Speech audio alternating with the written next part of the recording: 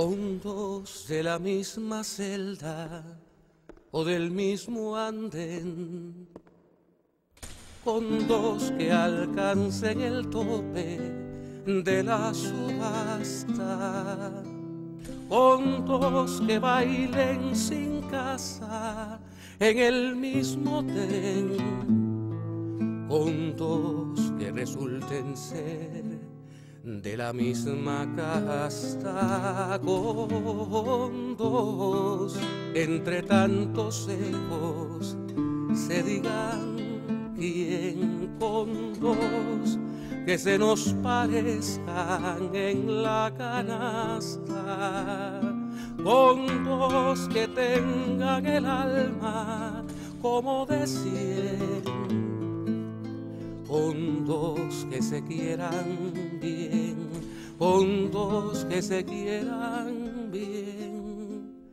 con dos que se quieran bastar, con dos que tengan el alma como de 100, con dos que se quieran bien, con dos que se quieran,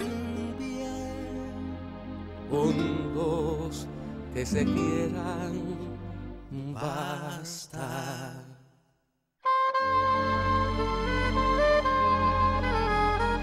Muy buenas noches.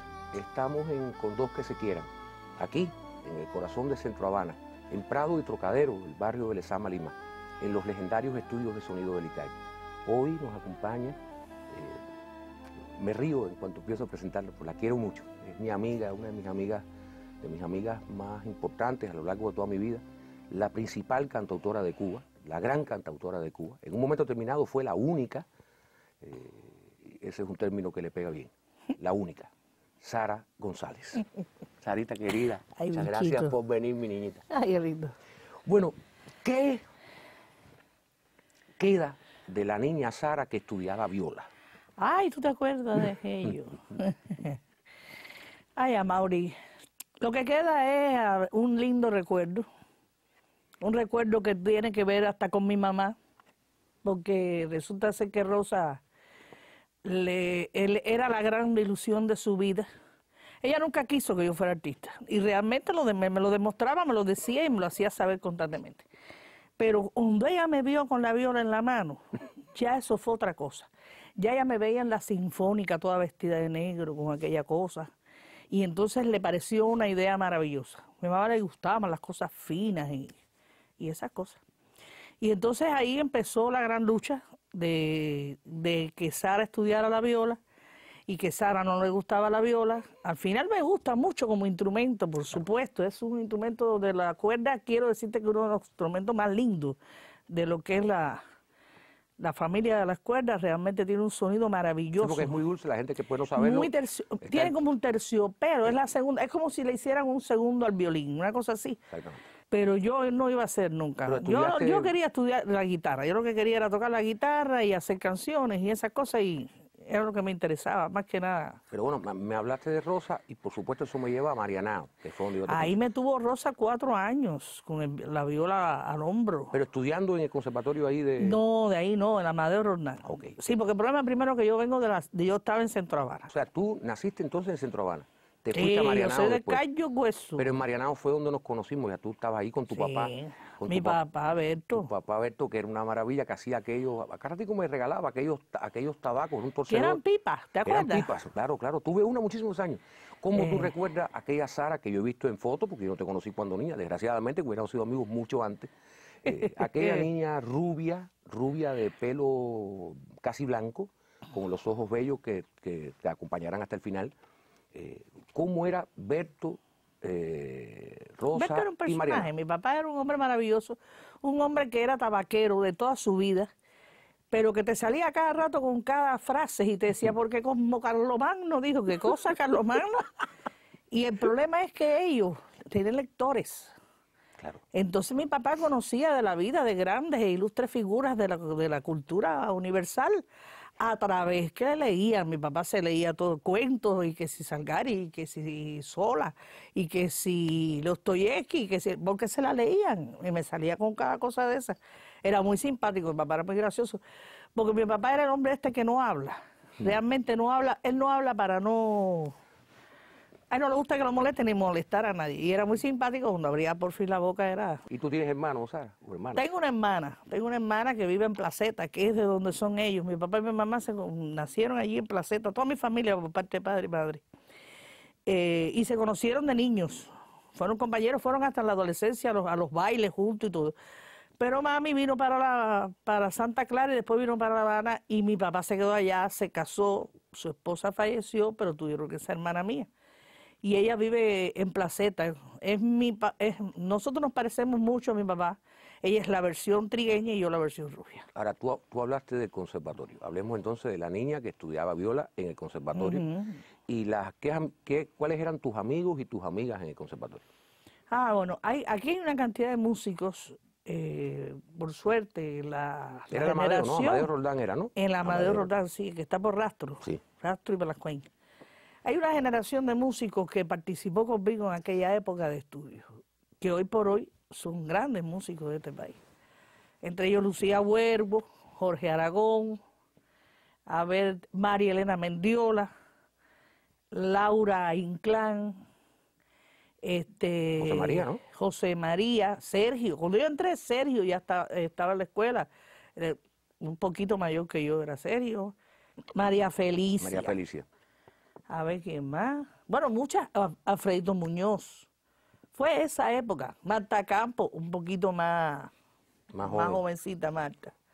Entonces había un ambiente muy rico, donde, claro, en aquel momento había cierta pugna entre lo clásico y lo popular, tú sabes. Había muchos profesores todavía con sus mentalidades limitadas en ese respecto.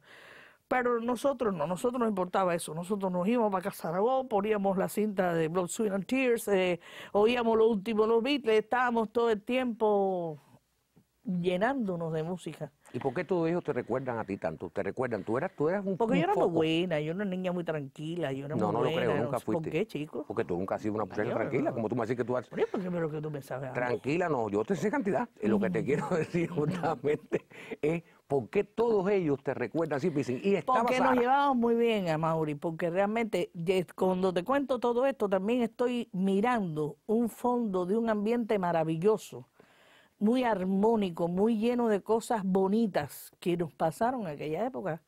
Eran momentos también muy convulsos de la época de la revolución, cambiando cosas. Había muchas.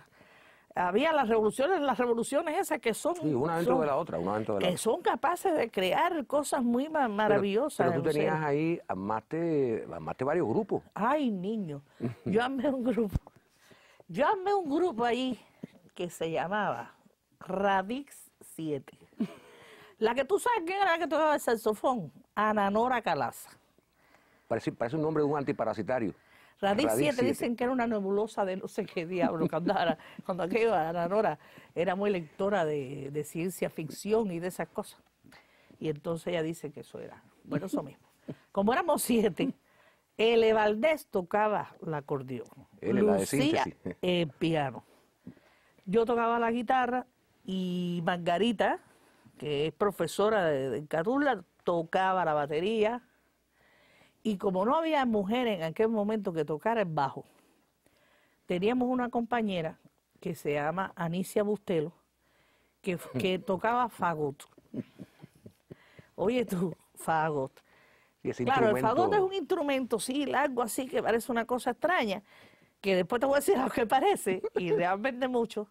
Y entonces era para hacer las notas graves de las armonías, pues no teníamos que le hiciera. Bien, para hacerte cuento, y un cuento muy simpático, nosotros fuimos a la Amadeo Roldán, había un festival de combos, el público era, vaya, de lo peor, de lo peor. Cuando había una cosa que se llamaban los chicos de la rosa, otros del palo, bueno, unas cosas rarísimas en la época aquella. Y a nosotros, y nos habíamos mandado a hacer unos trajes así a raya. Yo cuando aquello no estaba gorda, yo era algo, pero la que tocaba el fagot, aparte de ser así, era así. Bueno, cuando se pone aquel traje, que le quedaba, cuando aquel usaba la minifalda, imagínate tú, aquel traje por aquí y así. Y así, y así. Y así. Era una cosa horrible. Y digo, le digo, fíjate, si no se fue salido en público. Yo me acuerdo que había un grupo que cantaba Downtown, que tenía 7 panderetistas. Eso nada más que se ve en este país. Y los de Downtown decían, Downtown, tararirarara. Y el público decía, váyase ya, papel acero. Yo dije, caballero, ese público está de madre. Cuando salga de esta raya así, tú haces la candela y más con aquella cosa. Mira, salimos. Nosotros éramos instrumental lo que hacíamos. Bueno, y tocamos In My Life de los Beatles. Terminamos In My Life, dice un cacho de ahí arriba. Gorda, suelta la bazooka. Mira. Cuando yo oigo aquello de la... ¡El fagón! ¡Es verdad que parece una bazooka por tu madre! ¡Gorda! Y empieza aquel teatro Amadeo Roldán en pleno. ¡Gorda! ¡Suelta la bazooka! ¡Gorda! Yo miraba a la gorda y la gorda quería morirse en ese momento. Y me vino yo a Margarita y digo, rompe con un tumbado. Hace Margarita, ram, pam, papatán, patatán, gorda, suelta la bazooka, gorda. Y así tuvimos como 40 minutos el público cantando, degenerado que es, dando brinco ahí arriba. Y la gorda se quita el favor y bailamos todo aquello. Y salimos bien en aquel momento, de nuestra experiencia. Sara, ¿cuándo tú te encuentras con Leopoldina Núñez? Leo es una mujer maravillosa, una de las mejores profesoras que ha habido de guitarra en este país, la verdad. Yo conocí a Leo. Cuando yo fui a estudiar la viola, yo no entré de primer y pata a la carrera de la guitarra, porque ella ese año presentó sus alumnos. Ya cuando yo oigo que ya era muy conocida la labor de Leopoldina como profesora. Mucha gente, Leopoldina formó a mucha gente dieron clases con Leopoldina, que tocan ese instrumento o que le deben muchas cosas a ese instrumento. Entonces, bueno, Leo, yo la vengo a conocer y a dar clase, a darme el gusto de dar clase con ella cuando me voy a la Escuela de Instructores de Arte, que salgo del Amadeo Roldán y me pongo a pensar que yo lo que quería hacer realmente, y de verdad, honestamente, siempre sentí una gran vocación, te lo digo honestamente, una vocación de enseñar y sobre todo la música. Entonces me fui preparando, estuve 1 año y pico en esa escuela de instructores de arte, estaba Leopoldina, estaba Guyún, y tuve una preparación buena para eso, para ser profesora de música. Y ahí aparece el grupo. ¿Y cuándo aparece la trova? Ahí yo empiezo. La nueva trova. Ahí empiezo yo. Antes de eso, ya estando en el Amadeo, se da el concierto del 67 de la canción política. Y yo voy y canto allí. Y me vieron varias gente cantando, pero yo no canté con guitarra, nada. Yo canté la era, creo, una cosa de esa, o algo por el estilo. Y ahí es donde yo hago mis primeras cosas, y entonces voy a una fiesta. Yo me sabía, tú me decías el otro día, la canción del ahorcado, porque yo me la aprendí con Ana Nora, esta gente, y entonces la canté ese día. Silvio se quedó así como diciendo, la canción del ahorcado y la tierra se llama, ¿no? La tierra era rojiza, púrpura el cielo. Esa. Y Silvio que estaba ahí, me acuerdo, fue una fiestecita de amigos y eso, una descarga. Se queda así, se dice, ¿dónde tú sacaste esa canción? No se conocían de antes, no se conocían de antes. Se conocieron ese día de la fiesta. Sí, ese día. Y entonces después nos vimos en alguna que otra actividad y entonces, bueno, yo seguí en la Escuela de Instructores de Arte. Y ahí me encontré un día con Silvio, con Pablo, en la parada de 23 y 14. Y fue cuando ellos me dijeron, mira, yo quisiera que tú nunca has hecho nada de musicalizar cosas. No mucho, no, la verdad. Y te atreverías con unos versos de Martí. Yo tengo un programa que hacer sobre Martí. Atrévete a ver qué tal te queda ese trabajo. Entonces me dijo, venga a buscar. Ese fue Pablo. Y Silvio me dice que pronto él iba a grabar un tema para una aventura. Para una aventura. Y que sí, yo quería cantarlo.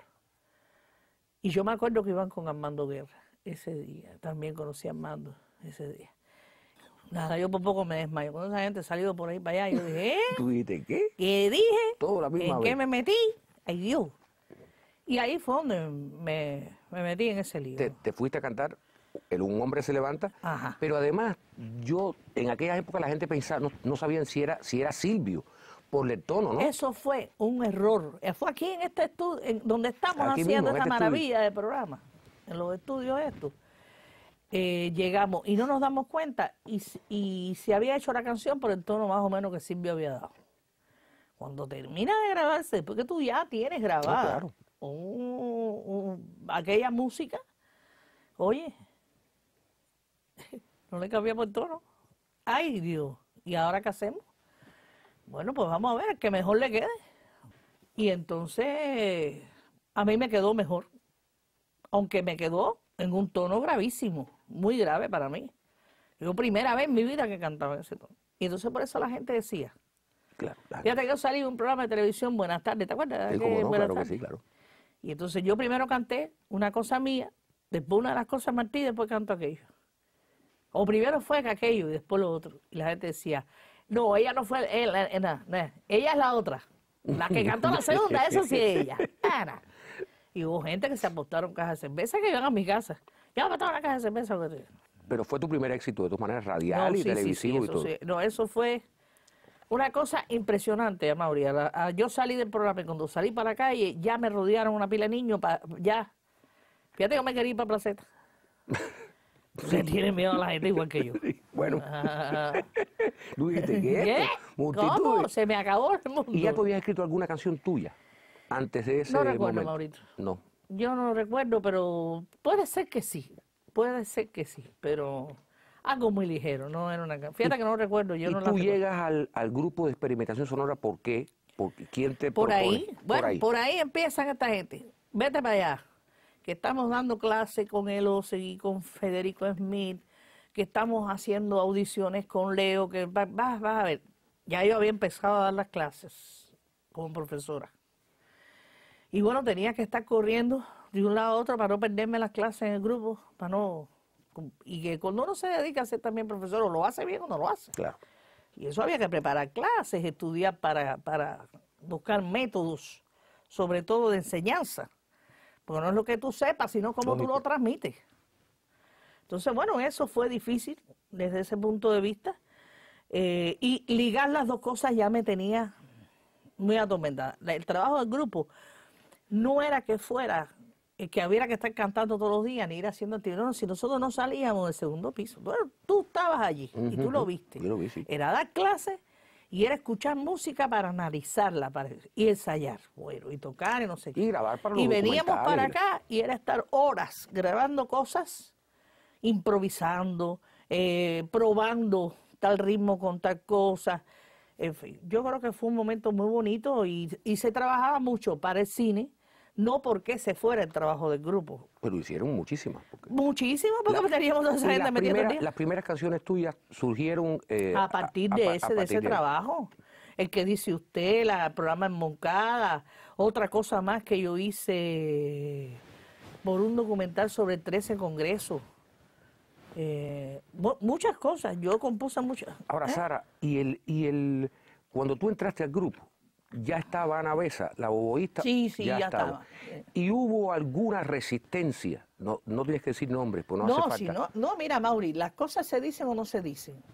O se callan para siempre, o se dicen, y la gente debe tener la valentía de decir las cosas, porque lo que no se puede es Qué bueno. matar la historia. Y la historia está, y más tarde o más temprano se va a saber.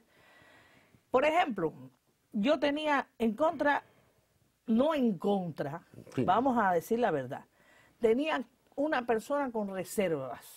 Esto dará resultados. Porque realmente yo no venía de nada. Yo venía de estudiar música. Claro, claro. Yo no vengo con una historia como la tenía el mismo Pedro Luis o el mismo Michael. Aspiraba a medio mundo a estar en el grupo de experimentación sonora del ICA y eso era lo más grande. Todos querían. Todos querían estar ahí. Entonces yo de repente, la sanaca esta, que no se había cantado nadie, ni nadie la conocía, de repente llega y ya canta un tema para no sé qué y hace un programa de televisión con Pablo Milanés. Tuve suerte. En esto hay que tener también un poco de suerte en la vida. No solamente con el talento no camina. Hay que tener suerte, hay que tener... hay que ser oportuno, Sí. que no es lo mismo que oportunista. Oye, y Hay también que ser seguir el oportuno. destino, cada cual Y tiene el un destino. destino, y El saber en el destino. momento que tienes que hacer las cosas y no cuando no las debes hacer. Y ahí entonces, ¿quién se puso? ¿Quién decía, no, yo creo? Alfredo Guevara. Alfredo. Alfredo, con todo mi respeto, que él jamás en la vida demostró ni tú me caes mal, tú eres pesado. para nada, siempre te adora. Yo no conozco a este personaje. Esto no trae ninguna historia. Claro. ¿Ustedes creen? Vamos a esperar, dijo. Lo que dijo fue, vamos, no dijo no rotundo. Si él dice no rotundo, jamás me hubieras visto tú en la historia de la papeleta esta. No, sí. Si él dice no rotundo, fuera así. Pero no dijo no rotundo, él dijo, vamos a esperar. Vamos a aprobar, vamos a esperar. Hasta que se da aquel concierto en la Cinemateca, que era por los encuentros de música latinoamericana que se llamaban el Casa de las Américas. Y ahí yo canté para el público. Al otro día estaba contratada. Pero tuve que demostrar que tenía algo para dar, o algo que enseñar, o algo que compartir. De todas maneras, es una bonita experiencia que tú viviste y, Oh, y un, hombre, por y supuesto. un privilegio. Y había gente que creía más en mí que otros. Sí, bueno, eso es Pero normal. que te digo, es normal, es que yo no venía con ninguna historia. La duda podía ser el ente que me persiguiera No, y más además, claro, rápidamente. por supuesto, además el Grupo Licay era una idea de Alfredo que había tratado de Hombre, rescatar a con aquel Leo grupo de y con toda esa muchachos con gente. Leo y gente que venía de la Casa de las Américas y eso. Pero bueno, hablando de la Casa de las Américas, tu primer disco, y eso es una cosa que a mí siempre me ha llamado la atención, tu primer disco no es cantando, podías haberlo cantado, porque siempre has cantado bien, podías haber cantado canciones de cualquiera de ellos, de haber hecho un disco con las canciones de ellos y ya con algunas de las tuyas. Sin embargo, tú haces un disco musicalizando a Martí. Ese es tu primer disco. Eso fue una oportunidad también, muy bonita. La Casa de las Américas, como bien tú recuerdas, creo que la idea surge porque ya hay una obra que Pablo Milanés ha musicalizado de Martí con suficiente peso e importancia. Disco bello ese. Y de ahí es que surge la idea, la gente pensante de la Casa de las Américas, que qué bonito sería tener una colección de estos poemas y empezar a hacer una serie. Y fíjate que el primero que hace Pablo es una cajita, yo me acuerdo que era una cajita, con los discos en 45, Sí, los discos pequeñitos. los disquitos pequeñitos, sin acompañamiento nada más que de la guitarra. Fueron así. Y estando eso en proceso de salida y todas esas cosas, Pablo habla de que yo también, que fue lo primero que hice con él, ya yo tenía un material. Sí, pero yo en el momento ese que yo tenía material, yo tenía 3 versos sencillos.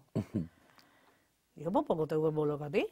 Me cantaban las canciones por teléfono. Te la cantaba por teléfono, porque yo de repente, tan fresca y tan caretúa que soy, llama a la Casa de las Américas y me dice, estás grabando el mes que viene un disco con la poesía de Martí. Digo, me va a quedar bello. Usted va a ver, y yo me fui a mi casa y dije, vaya, pero yo mira que yo estoy loca. Si yo nada más que tengo 3 cosas. Bueno, ahí puse a mi prima Marta Eugenia a buscar, irme a seleccionar y me decía, ¿qué te parece que tú le ves música? Porque por suerte que Martí tiene una música, Ya tiene su música. su música. La cosa es encontrarse. Y me pongo, y a ti te tenía totalmente enloquecido. Me Tú encantaba. vivías pegado al teléfono esperando que yo te llamara. Oye, esto. Oye, este pedazo. ¿Qué tú crees? Sigue por ahí. Recuerdo Crin Irsuta, que era Crin Irsuta, me dijiste, el final. el Falta el final. final. Falta que se levantó Falta. así. Y fue una belleza, Sí, de fue verdad. No bien. por nada, pero quedó No, bonito. ese es un disco muy bonito, pero ahora estamos en la Casa de las Américas y tú tuviste el privilegio, como lo tuve yo. No, y pero- después entonces te lo plantearon a ti. Sí, eso fue después, pero yo quería en el interín ese hablar de una persona de la que en este programa no se ha hablado todavía y yo creo que quien mejor puede hablar de ella eres tú, y es Aide Santa María, Yeye, porque ella fue para todos nosotros, bueno, para la cultura cubana en general, pero especialmente para nosotros prácticamente una madre, una especie de madrina. Era una madrina, porque ella, la madre es otra cosa. Ella era como una guía, pero además con complot y con misterios y con cosas. Era muy me gustaba mucho las cosas con ella porque ella era muy lucubradora. Y te llamaba y hacía campañitas. Pero a la buena, ¿no? A la cultura, para buscar cosas, soluciones, planes, ideas de conciertos que ustedes creen, y nos llamaba y hacía esas cosas muy bonitas. Porque después venía y decía, eso mismo dijo Mauri. O después venía y decía, eso mismo me dijo Pablo. Ya tenía como... Sí, sí, sí. Pero tú eras todos nos acercábamos mucho a Aide, pero ella tenía contigo mucho cariño. un cariño especial. muy especial. Y yo creo que nunca hay tiempo suficiente para honrarla, ¿verdad? Para honrar su memoria y lamentar su ausencia física. Ahora, ¿cuándo llega la Sara de la Victoria? Esa canción que es un himno de este país, que se cantó y se sigue cantando y se cantará para siempre la Victoria. ¿Cómo Mauri, te aparece mira, eso? realmente muchas veces, y digo antes de hablar de la Victoria en el caso específico, me han hablado de por qué yo no compongo más, por qué yo no hago más canciones, por qué si las que he hecho, las 4 que he hecho, las 5 que he hecho, Más me que han 4 o quedado 5. más o menos bien. ¿Y por qué? Porque hay personas que necesitan motivos, unos motivos raros para a veces componer. Yo no soy como tú, que te sientas en tu casa y de repente eso de las musas y eso, yo necesito. Sí, por ejemplo, ¿por qué yo compuse tanto en la época de Licay? Más canciones que las que he compuesto después. Porque estaba la imagen. Y a mí la imagen me provocaba. Que tú me contaras, por ejemplo, yo hice una canción que nunca se llegó a poner, pero que a mí me gusta y hecha para el cine, me gustó mucho, que se llama Qué Maravilla, que era una canción, decía qué maravilla nacer en esta tierra y ser el hijo de aquel que fue a la guerra, qué maravilla nacer. ¿Tú la has grabado? Que la grabé, pero no llegó a ser parte del documental. Y sentarme con Rogelio París, a oírle las anécdotas. Rogelio es un gran cuentero y sabe perfectamente lograr en la música que él necesita, lo que él necesita para la imagen. Y eso me hacía mucha falta, la imagen. Eso me ha pasado con componer. ¿Qué pasó con la Victoria? Que fue eso mismo. A mí la palabrita es una cosa que me da repelú. Eso de cada vez que te dicen por encargo, me parece cosa de mandado, de ir a buscar mandado. Pero es así como se llama el estilo ese de la creación, canción por encargo. Y fue por encargo, la Victoria fue una canción por encargo. ¿Quién te la encargó? Nosotros nos hicimos una reunión unos meses antes del 4 de abril famoso ese donde se estrenaron todas esas canciones. Me recuerdo que fue en Varadero, en la playa de Varadero, y quien dirigió ese espectáculo fue el maestro Fran Fernández. Entonces Fran reunió allí a los que estábamos para ese encuentro de la trova. Dice, yo quisiera que en la Cosa de Girón hubiera 3 canciones. El preámbulo, que fue aquella cosa de cuando se declara el carácter socialista de la revolución, lo que pasó, la batalla y la victoria. Y yo quisiera, bueno, preludio, que es la que hace Silvio, la batalla que la hace Eduardo y la canta Tatica. Y entonces me dice, tú que eres una mujer muy arriba, tú siempre estás arriba, tú eres una mujer de un carácter explosivo y feliz. Tú tienes que hacer la victoria. El que le canta la victoria tiene que ser con esa alegría y con esa fuerza. Y yo me puse ya, la cabeza mía empezó aquello y cogí un libro y empecé a leer y de verdad te juro, ya estaba tan llena de aquello, porque yo no vivía aquello, yo era una niña, Claro, no era sé una todo niña. eso, que me siento y a Mauri me salió en 10 minutos la canción. Ya, estaba aquí. La hice. Y esa canción se estrena ese día en el espectáculo. El 4 de abril, creo que fue de 1974. Pero después o antes tú grabas Su nombre es pueblo, de Eduardo Ramos. No, fue después. Después de la victoria. Sí. Fue después. Su nombre es pueblo es una canción que, si mal no recuerdo la anécdota de ella, es una canción que Eduardo compone para el Che, para un espectáculo del Che. Y quien canta esa canción en ese momento es Omar Aportuno. Nadie habló más nunca de ese acto ni dijo nada. Y un día le dije, Eduardo, pero ¿por qué no monta? A mí me gusta mucho la canción esa que cantó Omar ahí, ¿por qué tú no me la das para cantarla? Yo cantaba en aquel momento 36 peldaños, la batalla empezó, bastantes cosas de Eduardo. Y a mí esa canción me gusta mucho. Y realmente ahí es que yo cojo la canción y empezamos a cantarla. Y termina grabada en un disco con un arreglo, termina grabada en esto, en un disco del grupo. Pero en los últimos años tú has cantado esa canción a capela. ¿Cuándo fue la primera vez que cantaste a capela? En la Plaza de la Revolución, sí. Se hizo un acto también en la Plaza de la Revolución. Me pidieron que cantara una canción y la cantara. Y no estaba ni montada ni nada con el grupo con que yo trabajaba. Y la verdad que yo jamás, que te lo digan mis mismos músicos que en aquel momento trabajan conmigo, yo nunca puse esa canción en programa.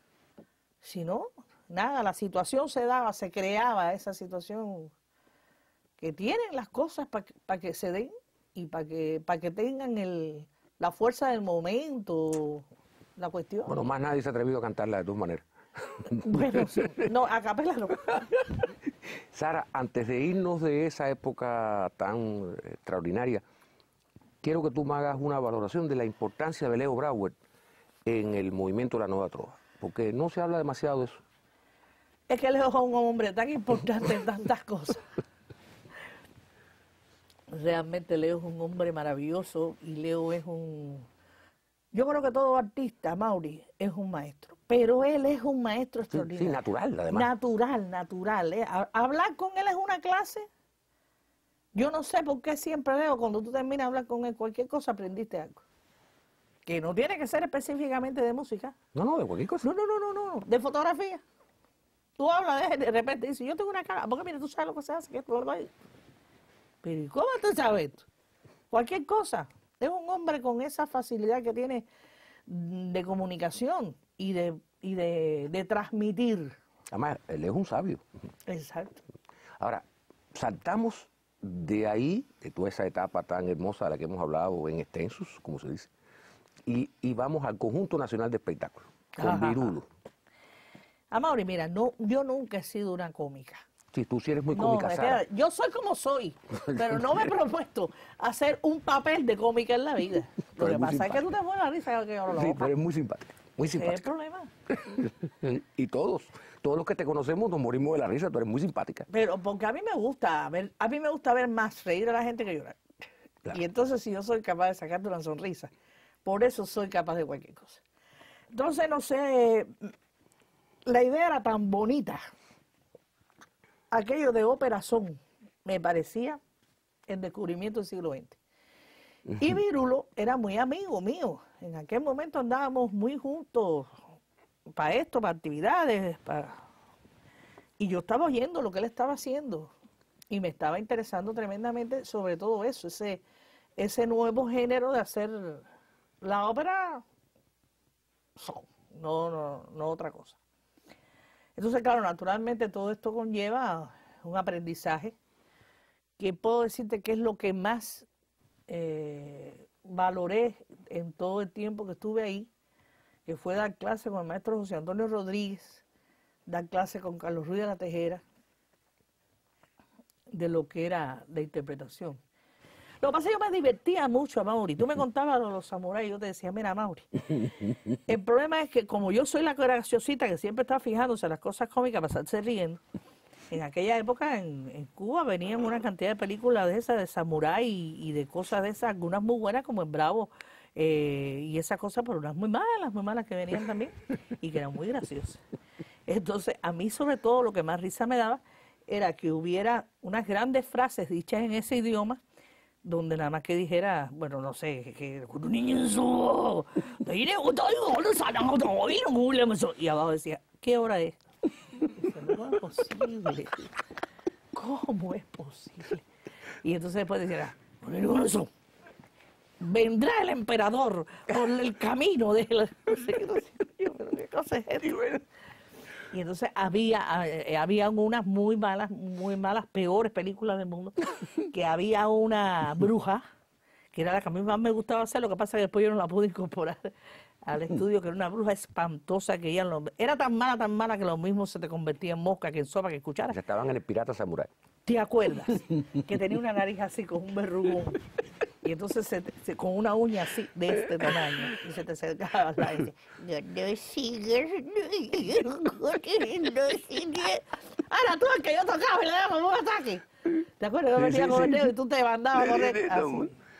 Ahora, Virulo dijo en este mismo programa, tú debes haberlo visto, que en su opinión, y Virulo es una persona, tú sabes, que es muy simpático, muy ingenioso, pero además muy certero en sus criterios, lo piensa mucho. Y él dijo aquí que tú podías haber llevado las dos carreras al unísono. No te vayas a creer que la pensé, lo que pasa es que cambió, y eso es algo que siempre él y yo no hemos discutido, pero sí en un momento determinado lo que estábamos haciendo cambia. Ya se convierte más en chiste que en cantar. Y ahí es donde yo decido que ya yo no tengo nada que hacer ahí. Pues si no me convierto en un artista cómica ya. Pero realmente a mí lo que me interesaba de la ópera era hacer el humor, pero cantar. Llevar la canción, el son, el género de la música cubana a ese tipo de creación. Y yo llamo a Virulo y le digo, mi hermano, tú y yo vamos a seguir siendo como somos hoy por hoy, hermano. Claro. Pero yo me voy a seguir haciendo otra cosa. Pero no sientes ninguna nostalgia o... Amor, y tú sabes que yo sigo en mi casa y cuando nos encontramos tú y yo haciendo de todos los monos del mundo. Sí, Eso sí, entre nosotros, pero no es un... Pero no quisieras hacerlo en televisión, incluso ahora. Puede ser que a lo mejor algún día haga algo, no digo que no. Creo que sí, que se puede hacer un día para algo y lo haré con mucho gusto. ¿Cómo fueron tus primeras giras? ¿Cómo te recibieron? Pues fueron por Italia, tú viajabas a lugares, donde nadie va. O sea, tú has estado en Australia. A mí me recibió el presidente de Australia, un canguro. Buena gente. Oye, mira que tenemos amistad con ese país. Muchísima. Quiero decir. No, sí, mira, yo me acuerdo que... Oye, ¿tú sí te acuerdas que yo fui la primera vez a Italia? A Italia, fue el primer viaje. En el 74. Fue mi primer viaje que tuve que traer una Coca-Cola. No, una Coca-Cola, no una Fanta. Un refresco. Una Fanta, porque tú querías una Fanta, ¿no? Y después te trajo unos pituzas, no me digas que no. Yo tenía un desamparo textil total. Total. Dabas lágrimas. Pero tú fuiste, en esos años viajabas constantemente. Mucho, mucho. Porque te invitaban a todos los festivales estos importantes. También había un furor muy grande. En aquella época la Nueva Trova y cualquier cosa que venía de los trovadores era muy fuerte, Maurito. Yo recuerdo que tú y yo a México íbamos en aquel momento, cuando tú ya después te quedas en México y instalas toda una imagen, un trabajo. Pero yo me acuerdo de haber ido 8 y 9 veces a México al año. Y yo creo que eso, y España también fue todavía yo a España voy a cada rato. Y tú vas con frecuencia todavía. A cada rato voy a España. El año pasado fui y este año se supone que vaya otra vez. Y también ya uno cree. Yo creo que ahora estoy muy contenta con un espacio que estoy haciendo. Bueno, hablemos de eso, Yo estoy haciendo un espacio que se llama El Jardín de la Gorda. La hacemos casi todas las semanas ensayando, viendo esto, viendo lo otro, y ese día... Y hay un día fijo, hay un domingo último de cada mes. El domingo último de cada mes. Tú estuviste. Sí, yo y estuve. dile cuéntale aquí a la gente cómo fue aquello. Sí, extraordinario. Extraordinario, a ti te recibió un público divino. Un público muy entregado, muy participativo además. Las personas que se reúnen alrededor de Sara González, es decir, las personas que es capaz de convocar Sara González. Es tan sencillo decir Sara González y decir que te invite Sara a un jardín, a una pachanga, a un velorio. Sara González uno la acompaña a donde sea. Pero, y de ahí, ¿cuándo es que surge la idea de grabar las canciones escritas por mujeres? ¿Has hecho qué bonito. Eso estoy muy enamorada de esa idea. Porque siempre que termino, ya he terminado 2 discos, aparecen más. Y de gente que ya no son tan conocidas, porque que realmente en el primer disco de Cantos de Mujer es una serie donde está desde María Teresa Vera, Ernestina Lecuona, Tania Castellano, Isolina Carrillo, y Yusa, y gente joven también, Liuba. Y gente joven, Liuba, en fin, toda esa gama. Cuando yo terminé de hacer ese primer disco, que llegué a 15 canciones, quedaron como 5 o 6, porque ya no había más. Y vamos a llegar hasta ahí a ver qué pasa. Y en realidad el disco tuvo aceptación, desde el punto de vista que sin querer, sin pretender, porque una antología son palabras mayores, sin pretender eso, bueno, pues creo que llegamos a hacer un poquito de esa idea y es lo que estamos haciendo en estos discos. Ahora, tú también, bueno, eres productora, aparte de cantante, de intérprete en estos discos, has sido productora de esos discos, pero también le has producido discos a a otros artistas. Yo recuerdo el primer disco, no fue el primero, el segundo, de Teresita Fernández, un homenaje. El primero, el fue de Mi Gatico Vinagrito. Vinagrito. Es un trabajo que te gusta, sí, es un trabajo que te gusta dirigir. Me gusta meterme en organizar. ese mundo. Creo que me gusta, no tanto como tú. Bueno, esto no A se ti trata te de mí aquí. encantan los estudios de grabación. no se Muchas trata cosas de- las he aprendido yo de ti, de verte tú hacerlo, así que... Ahora, Sara, ¿tú crees? Estamos acercando al final, la televisión tiene tiempo, desgraciadamente. ¿Tú crees que canciones como La Victoria o como Su Nombre es Pueblo trascenderán en la historia? ¿Tienes una idea? O sea, continuarán y pasarán de generación en Es generación. que eso no viene por canción misma, por sí sola. Esas cosas surgieron por algo, cosas que pasaron, por hechos que son inolvidables, que están en la memoria, que está en la memoria de cada uno de nosotros, que se va a transmitir. Además, nos toca también, nos toca el papel de maestro y guía en muchas cosas de ese sentido, en el sentido de nuestra historia. Están nuestras películas, están nuestras canciones, que son ya historias. No estaré yo, pero ahí está la canción, está el disco. Sí, de la memoria colectiva de un pueblo. De un pueblo, que eso sí es más importante. Y este pueblo, efectivamente, lo más grande que ha tenido siempre es su gran memoria histórica. Porque si Cuba es Cuba, hoy por hoy, es precisamente por eso. El respeto que tiene en el mundo un paisito como nosotros, debido a su memoria histórica, a sus 100 años de lucha, esa rebeldía que nunca quiso ser y dejarse dominar por nadie, y menos por un país como los Estados Unidos, que tiene dominado medio mundo, y a nosotros no. Ahora, la última pregunta, quiero que la medites bien. Es una pregunta... un amigo común dijo un día: Sara es la patria. ¿Cómo se puede vivir con esa responsabilidad y con esa sentencia del amigo? Amaury, yo no sé. Si tú me pones a pensar, si se pone a pensar uno en eso, creo que es una responsabilidad fuertísima, ¿no? Fuertísima. Pero si me tocó ese pedazo, lo voy a asumir con todo y por todo. Bueno, todo el mundo lo sabe. Los televidentes lo saben y tú lo sabes más que probado. Yo doy mi vida por ti. Te quiero mucho y te agradezco que hayas venido. Ave María. Con dos de la misma celda o del mismo andén, con dos que alcancen el tope de la subasta, con dos que bailen sin casa en el mismo tren, con dos que resulten ser de la misma casta, con dos entre tantos ecos se digan quién, con dos que se nos parezcan en la canasta, con dos que tengan el alma como de 100, con dos que se quieran bien, con dos que se quieran bien, con dos que se quieran bastar, con dos que tengan el alma como de 100, con dos que se quieran bien, con dos que se quieran bien, con dos que se quieran bastar.